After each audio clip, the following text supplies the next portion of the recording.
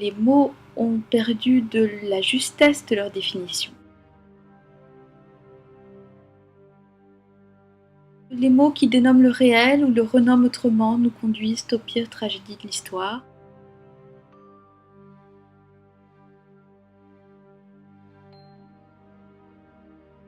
Je suis Ariane Biéran, je suis normalienne, formée à la philosophie morale et politique, maîtrisant le latin et le grec, psychologue clinicienne, docteur en psychopathologie. Ce qui m'intéresse, ce sont les processus manipulateurs et totalitaires au sein du langage pour que vous réussissiez à vous y voir clair.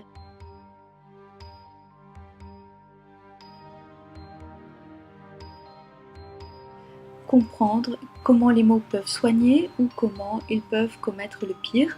Droit sexuel, à coller les deux termes ensemble, c'est quand même un peu bizarre. Et je vous confirme, exemple à l'appui, l'existence de dérives graves en France au travers de la prétention des adultes à éduquer sexuellement des mineurs sexuels.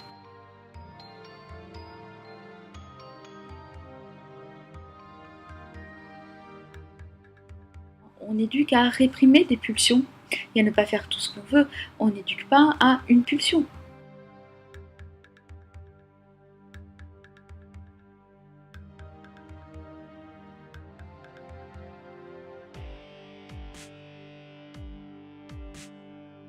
J'étudie littéralement de nombreux passages de la Déclaration des droits sexuels, qui décrit une telle dérive pédophile sous couvert de lutter pour les droits des homosexuels, les droits des femmes, les droits à la santé, la prévention. C'est le bonbon empoisonné.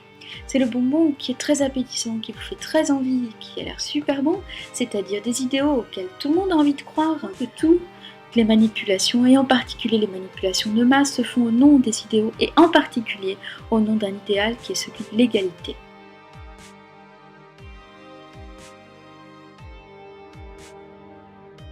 La Déclaration des droits sexuels se veut similaire à la Déclaration des droits de l'homme. Amalgame, droits sexuels, droits de l'homme, alors que les droits sexuels viennent contredire les droits de l'homme, en particulier sur le choix des parents.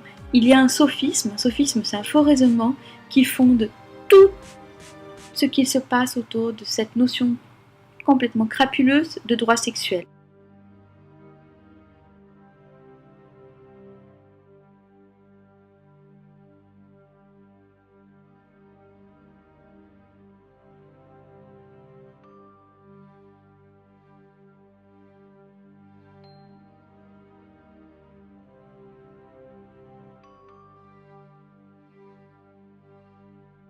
C'est-à-dire qu'elle entend infléchir la politique des États en matière de loi, d'administration, de budget, de justice, de promotion et toute autre mesure appropriée. Ce n'est pas une charte qui fait ça.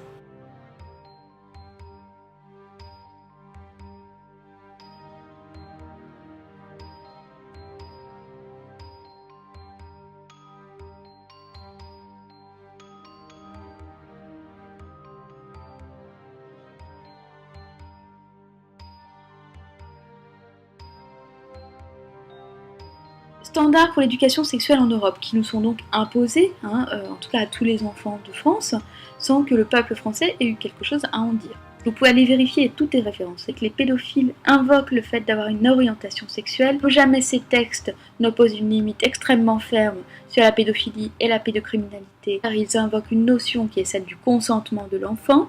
Cette liberté ne devra pas rencontrer de limites quant à l'ordre public, la moralité publique, la santé publique et la sécurité publique qui sont considérées comme des notions discriminatoires.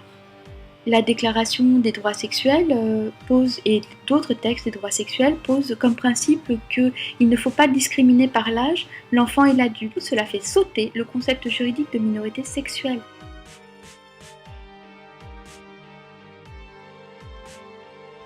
C'est totalitaire. C'est un régime politique qu'ont décrit Hannah Arendt, Orwell dans 1984 et Huxley dans Le meilleur des mondes. Et d'ailleurs Huxley nous avait averti que s'actualiserait dans le futur un totalitarisme où il y aurait de l'enseignement à la sexualité pour les plus petits, avec une sexualité sans conscience, sans intime pour tous, dès la plus tendre enfance. Je sais que beaucoup de personnes œuvrent en matière de prévention et il est très important de faire de la prévention.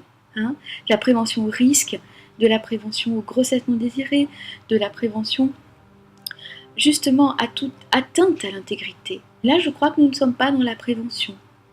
Il faut donc faire attention à quoi nous donnons notre consentement quand finalement ces textes sont aussi vérolés, parce que la vie psychique de l'enfant n'est jamais protégée de tout ce qui va être extrêmement transgressif et commence déjà à se diffuser au sein des structures éducatives.